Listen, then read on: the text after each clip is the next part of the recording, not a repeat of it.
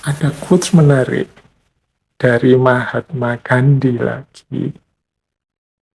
Dia bilang begini, cara terbaik untuk menemukan dirimu adalah dengan cara melenyapkan dirimu dalam melayani yang lain, dalam berbuat baik pada yang lain. Nah, ini quote terakhir dari Mahatma Gandhi. Ini mungkin kita pahami sebagai strategi alternatif ya. Mungkin kita kesulitan untuk membentuk diri kita. Ya sudahlah, ada jalan pintas, yaitu apa? Lakukan kebaikan untuk orang lain. Anggap saja dirimu hilang. Dirimu hilang itu kikis egoismu jauh-jauh, kikis egomu dalam-dalam, abdikan dirimu untuk yang lain.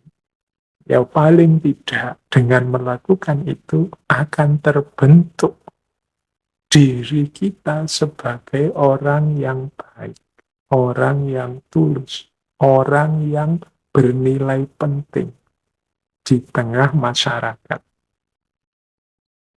Jadi kita kan sulit, Pak saya itu siapa ya Pak? Saya itu cirinya apa ya Pak? Kelebihan saya apa ya Pak?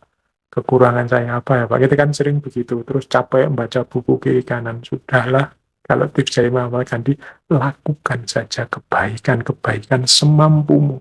Mungkin awalnya agak memaksa diri, tapi lama-lama seperti itulah kalian akan terbentuk. Jadi apa? Jadi orang yang baik. Jadi orang yang melakukan banyak kebaikan untuk sesama, otomatis di situ kita eksis, kita bernilai penting. Tadi kan kita merumuskan identitas macam-macam itu kan untuk menegaskan diri, menunjukkan kita ada, menampilkan betapa pentingnya diri kita kan gitu. Nah, kata Gandhi, ya, ada jalan terbaik untuk lebih cepat sampai ke sana, yaitu apa? Lose yourself in the service of others. Lakukan kebaikan sebanyak mungkin, semampumu untuk orang lain. Otomatis nanti lama-lama terbentuklah identitas dirimu sebagai orang yang baik. Tampillah kalian eksis sebagai orang yang baik, otomatis nilai dirimu jadi penting. Orang lain mendapatkan kemanfaatan dari hidup.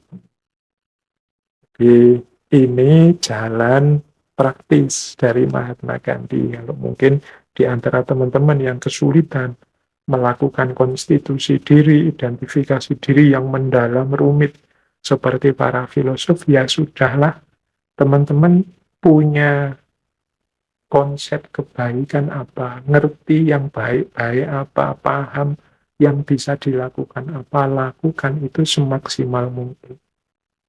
Disitulah nanti diri kita akan terbentuk. Terimalah diri kita sendiri. Mari kita menjadi diri sendiri. Ini menjadi isu di banyak hal. Misalnya ada kalimat dari Lao Tzu itu. Misalnya, angsa itu tidak perlu mandi untuk membuat dirinya putih. Demikian juga engkau tidak perlu melakukan apapun, engkau hanya perlu menjadi dirimu. Nah ini kalimat dari Lao Tzu. Jadi berarti apa? Memahami diri itu bukan kok terus menipu diri. Tapi yuk jadi diri kita sendiri saja dulu. Kita pahami potensi-potensi, kelebihan-kelebihan kita, dan itu yang kita hidupkan. Jangan takut atau jangan banyak terpengaruh oleh hal-hal di luar diri sampai kita melupakan hakikat diri kita yang sejati. Jadi the snow goose need not bath to make itself white. Neither need you do anything but be yourself. Jadi angsa itu tidak perlu mandi untuk membuat dirinya jadi putih. Demikian pula engkau tidak perlu melakukan hal-hal yang lain, tapi hanya jadilah dirimu sendiri. Dan ini dikuatkan oleh Dr. Seuss, ini tokoh yang bolak-balik sering kita singgung ya di bulan yang lalu. Kata beliau begini, jadilah dirimu sendiri. Katakan apa yang engkau rasakan. Karena mereka yang keberatan tidak menganggapnya penting, mereka yang menganggapnya penting tidak keberatan. Maksudnya apa? Yuk kita jadi diri kita sendiri saja. Tidak usah terlalu peduli dengan komentarnya orang. Orang yang peduli dengan kita itu tidak akan banyak berpikir, dia pasti menerima apa saja yang kita lakukan, kita katakan. Sebaliknya, orang yang tidak peduli dengan kita, dia tidak akan mau berpikir dalam tentang apa yang kita lakukan, apa yang kita katakan.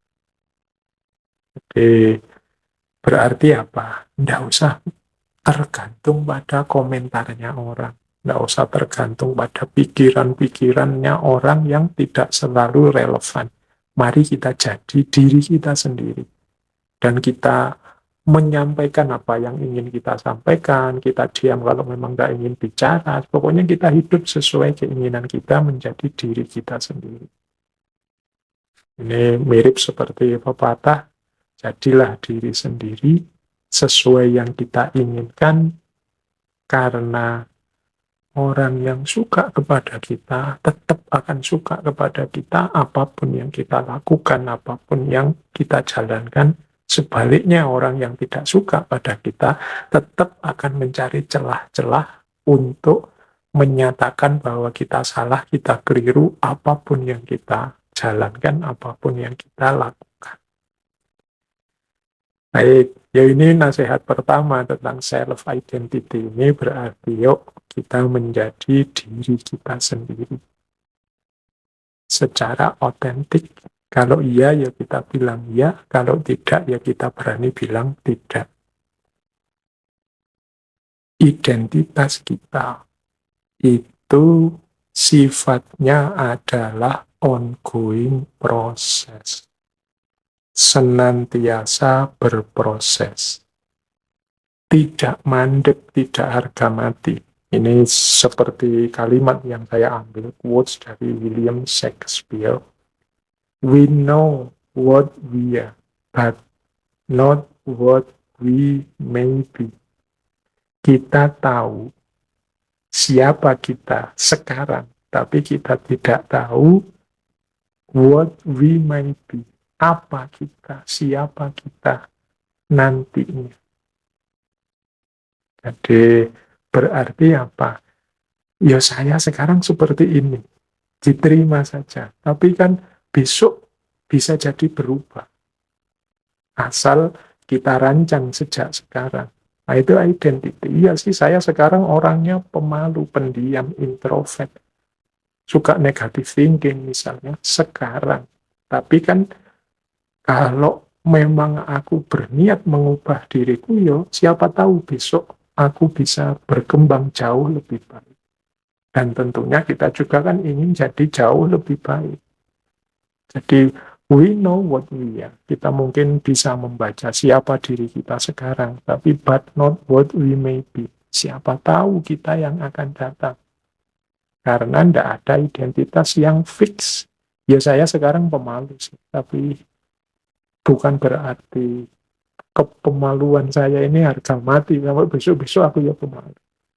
Kalau kita mau, bisa kok mengubah sifat pemalu kita, misalnya jadi agak pemberani misalnya.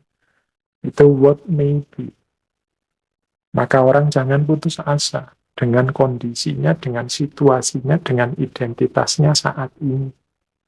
Karena identitas, karakter, situasi itu sifatnya ongoing proses.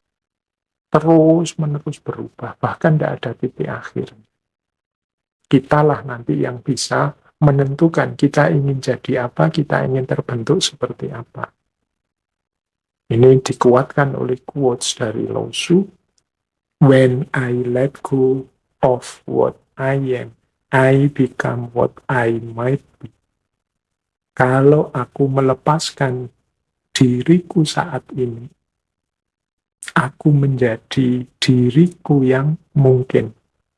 Diriku yang mungkin itu ya, diriku mungkin yang lebih baik, mungkin yang lebih sukses, mungkin yang lebih luar biasa, mungkin yang lebih dahsyat dari sekarang. Syaratnya apa? Let go of what I am.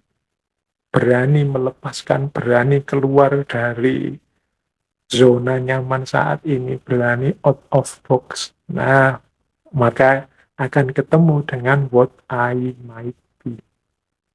Jadi, identitas itu bisa bersifat ongoing proses. Bisa berubah terus-menerus. Tidak ada yang pasti, tidak ada yang eksak terus-menerus begitu. Wong.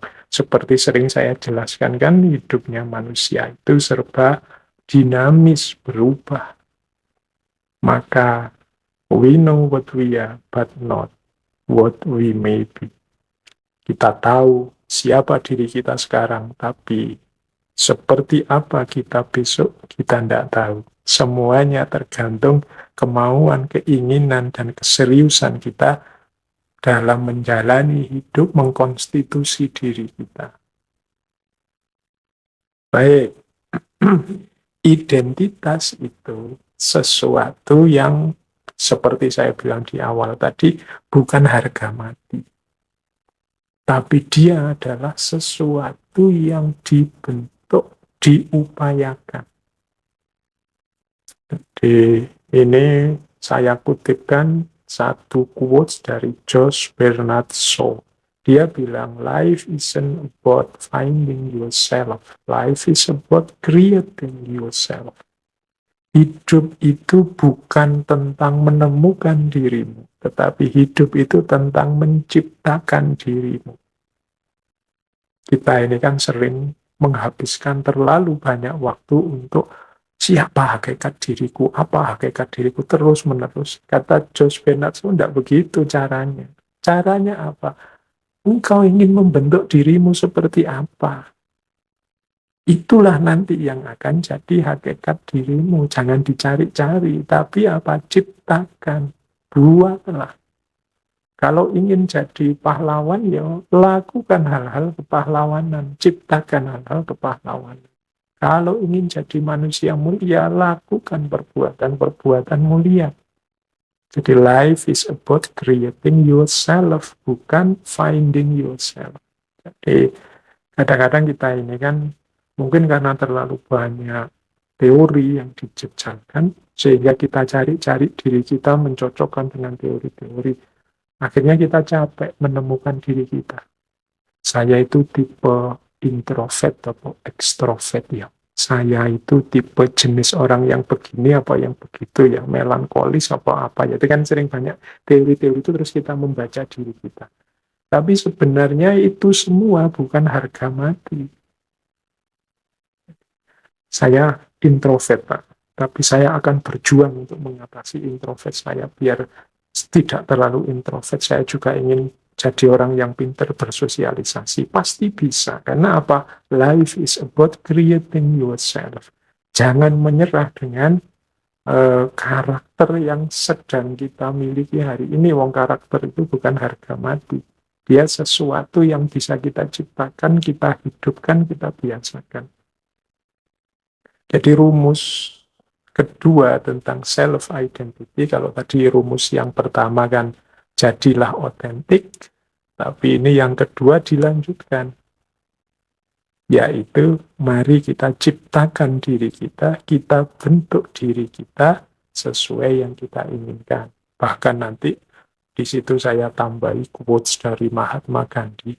Beliau menegaskan, a man is but the product of his thought. What he thinks, he becomes. Manusia itu hanyalah produk dari pikiran-pikirannya. Apa yang dia pikirkan, seperti itulah dia terbentuk. Berarti apa? Yuk kita berpikir yang positif-positif, yang produktif-produktif. Kita berpikir yang baik-baik. tentang diri kita, lingkungan kita, masyarakat kita. Disitulah kita juga akan terbentuk jadi orang baik. Pikiran kita yang baik akan melahirkan kata-kata yang baik, melahirkan tindakan yang baik, dan melahirkan kebiasaan-kebiasaan yang baik. Kalau hidup kita ada di siklus ini, pikiran baik, kata-kata baik, tindakan baik, kebiasaan baik, ya pasti karakter kita akan terbentuk jadi karakter baik. Identitas kita adalah identitas orang baik. Bagaimana aku bisa tahu siapa aku atau di mana aku? Bagaimana sepotong gelombang bisa mengidentifikasi dirinya di tengah lautan? Nah, ini Maulana Rumi. Jadi, ini pandangan yang mewakili kalangan tasawuf, yang membangun identitas diri dalam naungan hadirat ilahi. Jadi bagaimana kita menegaskan keberadaan kita justru sebagai citra diri Tuhan yang ada di muka bumi. Yang itu justru yang tampil dari hadirnya kita itu bukan diri kita, tapi citra Tuhannya. Seperti setetes air yang ada di tengah samudera. Jadi setetes air tadi mewakili hadirnya samudera. Tetapi ketika dia ada di tengah samudera, ya bagaimana setetes air tadi mampu mengidentifikasi diri, karena yang ada, yang tampak tentunya adalah samudranya, bukan setetes airnya. Baik, ini mungkin lain waktu kita perdalam. Ini perspektif tasawuf. Nah, ada lagi pandangannya William James. William James ini punya pandangan tentang identitas. Menurut dia, identitas dalam diri seseorang itu bisa ada 3 jenis yang bisa saling berbeda. Yang pertama, aku menurut diriku. Yang kedua, aku menurut orang lain. Dan yang ketiga, aku yang sebenarnya. Ini beda-beda. Pemahamanku terhadap diriku mungkin beda dengan pemahaman orang lain tentang diriku, bahkan bisa juga beda dengan kenyataan diriku yang sebenarnya.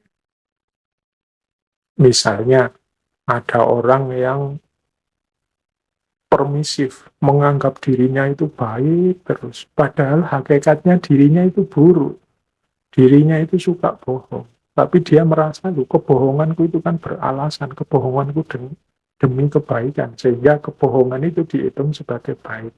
Sebenarnya kan dia bohong, sebenarnya dia ini pembohong, tapi dia memahami dirinya sebagai orang yang baik, mulia. Mungkin orang lain punya pandangan berbeda, mungkin dia tidak tahu faktanya, cuma ngerti setengahnya, ya dianggapnya, orang ini mungkin terpaksa bohong misalnya. Itu kan beda antara anggapanku tentang diriku, anggapan orang lain padaku, dan hakikat diriku yang sebenarnya. Maka kata William James, ketika 2 orang bertemu, itu sebenarnya ada 6 orang yang hadir. Yang pertama apa? Yaitu pandangan masing-masing tentang dirinya. Jadi kalau 2 orang bertemu, yang pertama ketemu itu pemahaman masing-masing orang, yang ketemu itu tentang dirinya sendiri-sendiri. Kemudian 2 lagi yang ketemu adalah pandangan masing-masing tentang yang lain. Pandanganku tentang dirimu dan pandanganmu tentang diriku. Ini kan 2. Dan yang ketiga, hakikat yang sebenarnya dari diri masing-masing. Itu kan 2 lagi, berarti 6. Jadi kalau kita ketemu 4 mata, itu sebenarnya yang ketemu tidak 4 mata, tapi 12 mata. Jadi yang 2 orang pertama ini, aku menurut diriku masing-masing, dua orang kedua, aku menurut masing-masing kita menurut orang lain, dan yang ketiga aku yang sebenarnya. Masing-masing kan dua, jadi 6, matanya dua-dua, jadi 12. Jadi pertemuan 4 mata itu sebenarnya pertemuan 12 mata. Ini menurut William James. Jadi kalau teman-teman nanti berefleksi, memahami diri, coba didalami lagi. Di mana titik beda antara pandanganku tentang diriku sendiri dengan diriku sendiri yang sejati dengan pandangannya orang lain terhadap diriku. Ini bisa jadi beda-beda. Nah, menarik kalau teman-teman bisa mengajak teman yang lain, misalnya punya teman akrab, diajak berefleksi tentang diri masing-masing. Kira-kira menurutmu aku itu seperti apa sih? Kalau menurutku aku itu seperti ini. Kalau menurutmu sama enggak seperti itu? Nah, nanti tinggal dilanjutkan sebenarnya aku itu seperti apa. Ini lebih dalam lagi filsafatnya. Jadi ada teori begini kalau dalam filsafat ini. Kalau dalam filsafat ini namanya problem mind and body. Biasanya ada di philosophy of mind. Bagaimana orang menghayati identitas dirinya, identitas personalnya. Dalam dunia filsafat itu ada pertanyaan seperti ini. Mungkin teman-teman kalau ada waktu boleh ikut-ikutan mikir. Jadi yang pertama begini, pertanyaannya, apakah dirimu orang yang sama dengan dirimu 5 detik yang lalu, atau dengan dirimu tadi malam, atau dengan dirimu tahun lalu 2021 misalnya. Saya misalnya, ini saya yang ngomong tadi 1 jaman yang lalu, waktu buka ngaji, dengan saya sekarang, di menit 1 jam lebih kajian ini masih orang yang sama atau sudah berubah? Ada perubahan enggak? Atau yo itu masih orang yang sama sih? Cara membuktikannya gimana? Kalau saya itu masih orang yang sama atau sudah berubah? Nah, apa sih buktinya bahwa kita ini orang yang sama terus-menerus? Kalau saya Faiz, ini Faiz yang sama dengan yang dulu ngaji filsafat di awal tahun 2013, apa sudah Faiz yang berbeda? Ketika ngaji filsafat sudah 300 sekian serinya. Teman-teman boleh bertanya begitu, aku ini orang yang sama ketika dulu lulus SMA atau sudah berubah? Kalau berubah apanya? Kalau tidak berubah apanya? Kalau berubah apa aku masih bisa dipanggil Faiz sebagaimana yang dulu? Apa aku ini orang yang sama atau tidak? Bagaimana kita bisa tahu bahwa kita ini orang yang sama? Ketika kita mau tidur terus bangun lagi, itu membuktikan bahwa yang bangun ini ya orang yang tadi tidur itu apa? Nah, buktinya mana? Nah, ini problem philosophy of mind kalau dalam filsafat. Kalau dalam ilmu psikologi itu tentang pengenalan diri itu kita dikenal ada 4 wilayah. Ada wilayah yang terbuka, ada wilayah yang tersembunyi, ada wilayah buta, dan ada wilayah yang tidak diketahui. Jadi ada wilayah open, ada wilayah blind, ada wilayah hidden, dan ada wilayah unknown. Wilayah open itu, wilayah yang terbuka itu sesuatu yang orang tahu, aku juga tahu. Misalnya, saya itu cerewet. Aku tahu aku itu cerewet. Nah, orang lain juga tahu kalau kita itu cerewet, misalnya. Nah, ini I know. Oh, others juga know. Tapi ada wilayah yang hidden, tersembunyi. Wilayah tersembunyi itu yang aku tahu, tapi orang lain tidak tahu. Misalnya kita sendiri di kos. Aku tahu, aku itu kalau bangun tidur mesti kesiangan. Tapi karena aku di kos sendirian, tidak ada yang tahu. I know. Tapi others don't know. Nah, ini namanya wilayah hidden. Ya nanti kalau kita ceritakan ke orang lain jadi tahu. Ada wilayah blind. Wilayah blind itu wilayah buta yang kita tidak melihat itu. Ini wilayah yang I don't know. Aku tidak tahu. Tapi others know. Orang lain tahu. Ini untuk hal-hal yang tidak kita sadari, misalnya kita itu mudah tersinggung kalau pas lapar misalnya. Kita mungkin tidak perhatian dengan itu.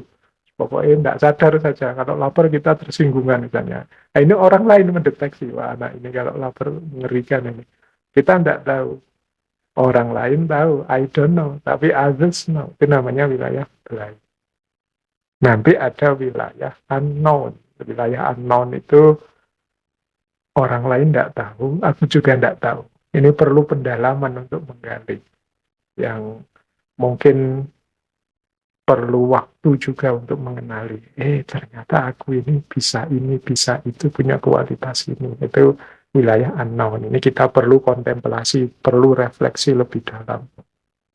Boleh nanti kalau ada teman, ada sahabat, saling menilai, saling, kalau yang sudah punya pasangan mungkin bisa suami istri atau teman sakos yang di kamar itu saling mengenali diri. Jadi coba ditulis ya yang kamu ngerti tentang aku. Nanti aku nulis yang aku ngerti tentang kamu. Nanti saya juga nulis aku tentang aku, kamu nulis juga tentang dirimu. Nanti kita cross check sehingga kita bisa mengidentifikasi mana yang open, mana yang hidden, mana yang blind.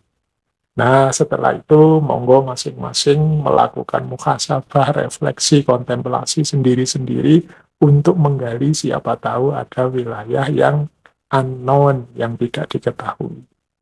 Ini salah satu jalan kita untuk memahami diri, mengenali diri, membangun identitas. Baik, jadi itu isu yang lain dalam kita memahami diri, mengenali diri, membangun identitas diri. Kita lanjutkan body theory atau kadang disebut physical continuity. Ini pemahaman yang namanya common sense. Biasanya kita pakai. Teman-teman ketemu saya dulu tahun 2013, mungkin generasi awal yang ngaji filsafat, sekarang ketemu saya lagi, ya tetap merasa saya dulu ketemu Pak Faiz, ya sekarang ketemu Pak Faiz. Dan ini Pak Faiz yang sama yang saya temui dulu zaman tahun 2013. Nah, ini namanya body theory. Jadi ketika kita berhadapan dengan sosok yang sama, meskipun mungkin fisiknya berubah, mungkin dulu saya gemuk misalnya, mungkin dulu kumis saya panjang, sekarang tak potong misalnya. Itu kan berubah sebenarnya, tapi tetap kita sadari bahwa ini orang yang sama. Nah, ini namanya body theory atau teori physical continuity.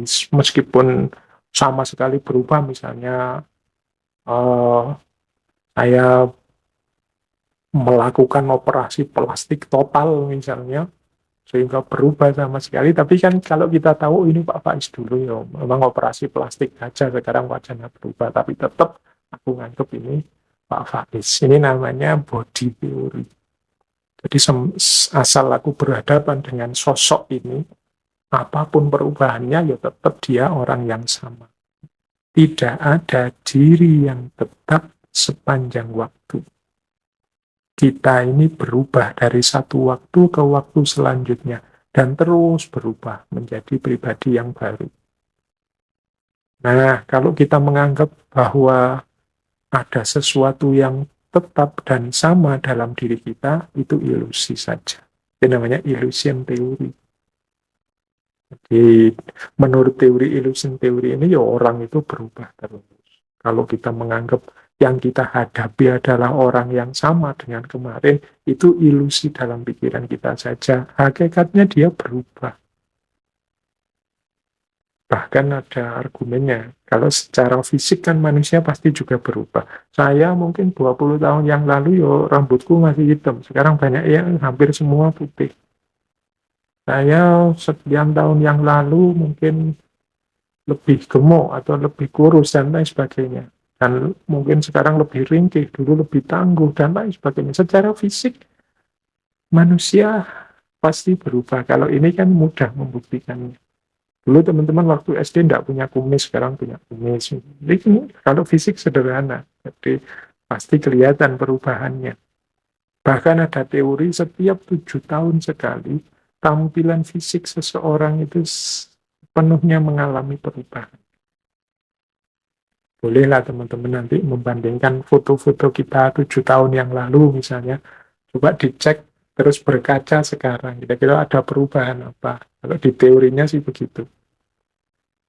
Kemudian pikiran apalagi, perasaan apalagi, persepsi apalagi, cara memandang hidup apalagi. Ini pasti juga berubah.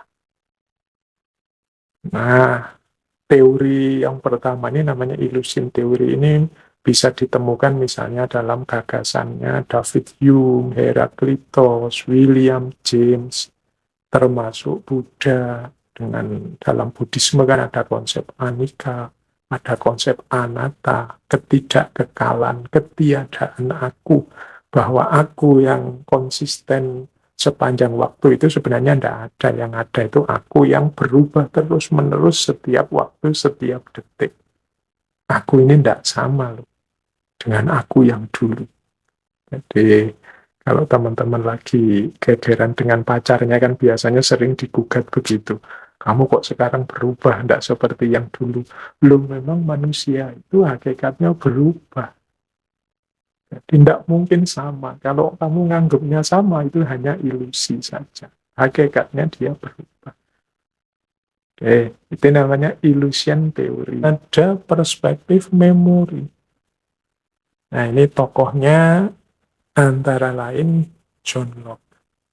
Kata John Locke, ya manusia itu, identitas manusia itu ya bukan tubuhnya, bukan psikisnya, tapi memorinya, ingatannya. Jadi orang itu masih orang yang sama kalau isi ingatannya masih sama seperti sebelumnya. Ini teman-teman boleh ngambil case ya untuk mudahnya menjelaskan. Misalnya ada orang yang amnesia total. Kalau di drama-drama itu kadang ada orang yang lupa sama sekali tentang dirinya karena penyakit tertentu. Nah, ketika orang lupa sama sekali tentang dirinya, ini kan hubungannya dengan memori.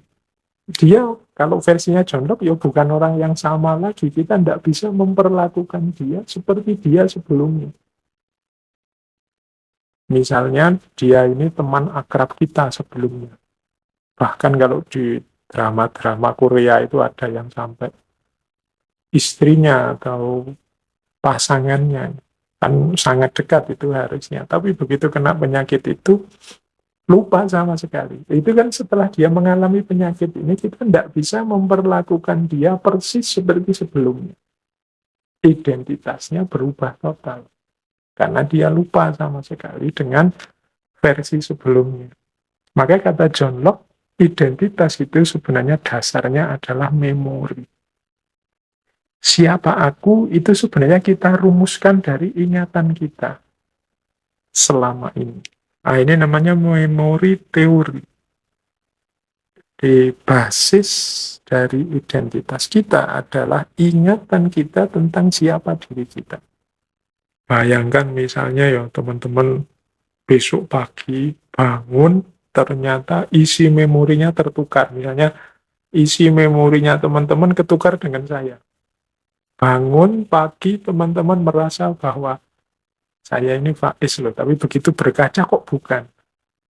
Tapi kan secara identitas itu ya tergantung memori. Berarti aku hidup menjalani keseharian sebagaimana isi Faiz tadi. Nah, ini kan memori. Kita hidup itu berdasarkan memori. Kita bangun pagi misalnya merasa, oh ini anakku, itu istriku, yang sana adikku. Itu kan berdasarkan ingatan kita selama ini. Nah ini tokohnya John Locke. Baik. Berarti ada 4 perspektif tadi ya untuk bagaimana kita menegaskan siapa aku ini. Ada teori ilusi yang berpandangan tidak adalah identitas yang tetap itu sepanjang waktu. Kita ini manusia yang selalu berubah. Ada body teori, ya aku yang terlihat selama ini. Nah, kalau Soul teori ya, aku adalah apa yang aku rasakan dalam jiwaku selama ini. Kalau memori teori itu ya, aku adalah sesuai yang aku ingat tentang diriku selama ini. Kalau teman-teman tanya yang paling pas yang mana Pak, yang paling benar yang mana Pak, ini kalau dalam filsafat seperti saya bilang di awal tadi ini, perdebatan dan diskusi ini masih berlangsung, masih banyak perspektif-perspektif baru. Apalagi hari ini muncul macam-macam problem, termasuk situasi-situasi seperti artificial intelligence, kesadaran-kesadaran baru tentang manusia, ini juga nambah rame. Mungkin lain waktu bisa kita jelajahi lebih dalam. Hari ini mungkin teman-teman kenal, tadi saya singgung sedikit, misalnya operasi plastik. Orang bisa mengubah total tampilan fisiknya, meskipun isinya sama. Ini masih tetap orang yang sama atau tidak. Orang yang kehilangan ingatan total. Bahkan hari ini ada istilah multiple personality disorder. Orang yang mengalami merasa dalam dirinya ada banyak personalitas. Ada, kok rasanya saya ini kadang jadi orang pemarah, kadang jadi kelihatannya kok sabar sekali, kadang jadi ada tabrakan-tabrakan di identitas dalam dirinya. Orang merasa dalam dirinya ada beberapa personalitas yang bisa berubah-ubah. Belum lagi beberapa gejala sakit jiwa. Atau kalau teman-teman pernah membaca novel itu kan fiksi, Dr. Jekyll and Mr. Hyde. Bagaimana orang itu yang paginya sih dokter, dia tulus bantu orang, malamnya jadi sosok yang mengerikan. Seperti psikopat-psikopat itu kan kadang kelihatannya lembut, kelihatannya manusiawi sekali kelihatannya, tapi kalau keluar sisi sadisnya dia luar biasa sadisnya. Nah, ini kan fenomena-fenomena yang mungkin perlu dibahas lebih dalam, lebih luas. Cuma untuk malam hari ini kita belum banyak fokus ke situ. Paling tidak teman-teman ngerti dulu wacananya, seperti saya bilang ya. Ngaji ini kita awali dulu dengan nambah wawasannya dulu. Baik, itu isu tentang bagaimana kita mengenali identitas personal kita. Namanya soul theory. Kalau ini kebalikannya yang tadi. Kalau yang tadi yang hakiki itu yang fisik, kalau ini yang jiwa. Jadi ini kalau kita sering melihatnya lahir dan batin. Kalau ini yang hakiki itu ya yang batin, yang jiwa. Jadi kalau fisik ini berubah-ubah nanti mati. Kalau jiwa itu yang hakiki. Justru mengenali seseorang itu ya jiwanya. Apa yang ada di balik yang fisik. Nah, ini menarik kalau disambungkan dengan teorinya Plato tentang ide. Yang hakiki itu yang ada di dunia ide, yang barang ada kenyataannya, itu tidak hakiki. Selalu tidak sempurna. Nah, berarti identitas kita itu sebenarnya identitas kejiwaan, identitas rohaninya. Kalau identitas fisik tidak bisa jadi pedoman. Nah, ini namanya soul theory, psychological continuity. Jadi psikologisnya, isinya. Mengapa sih tadi ketemu saya, meskipun wajahku berubah, teman-teman masih menganggap saya, ya karena isinya, batinnya. Jadi, karena batinnya masih Rais yang dulu. Kalau tadi kan fisiknya, meskipun berubah, tapi kan sosoknya masih tetap sosok yang itu. Tapi kalau ini enggak, bukan sosok, bukan fisiknya, tapi batinnya.